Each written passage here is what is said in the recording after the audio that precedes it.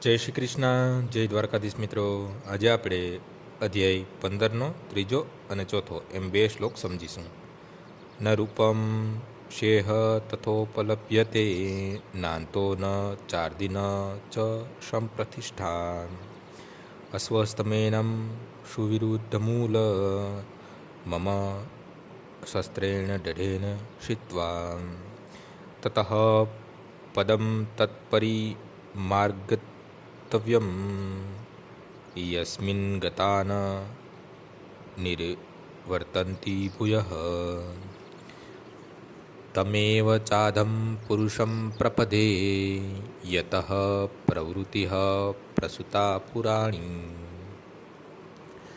આ વૃક્ષના વાસ્તવિક સ્વરૂપની અનુભૂતિ આ જગતમાં કરી શકાતી નથી. કોઈ પણ એ સમજી શકતું નથી કે આનું આદિ ક્યાં છે, અંત ક્યાં છે અને આધાર ક્યાં છે. પરંતુ મનુષ્ય આ સુદૃઢ મૂળવાળા વૃક્ષને વિરક્તિના શસ્ત્ર વડે નિશ્ચય કાપી નાખવું જોઈએ.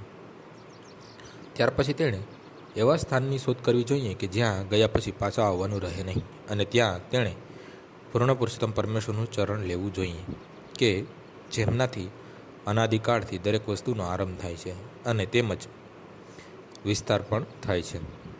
હવે એમ સ્પષ્ટપણે કહેવાયું છે કે આ અશ્વત્થ વૃક્ષના વાસ્તવિક સ્વરૂપને આ ભૌતિક જગતમાં સમજી શકાય નહીં. તેનું મૂળ ઉપરની તરફ હોવાથી અસલ વૃક્ષનો વિસ્તાર સામેના છેડે થાય છે.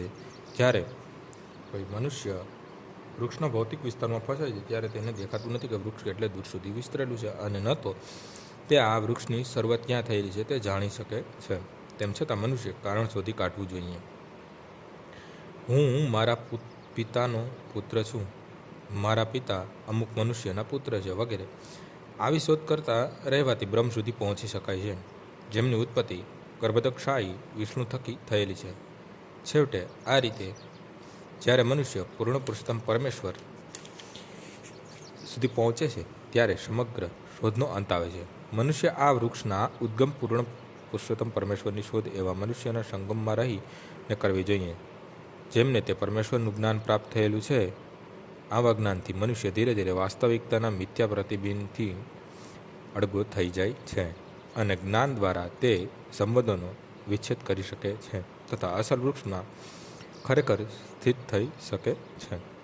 આ બાબતમાં અસંગ શબ્દ બહુ જ મહત્વનો છે, કારણ કે વિષય ભોગની આસક્તિ તથા ભૌતિક પ્રકૃતિ ઉપર પ્રભુત્વ કરવાની વૃત્તિ બહુ પ્રબળ હોય છે.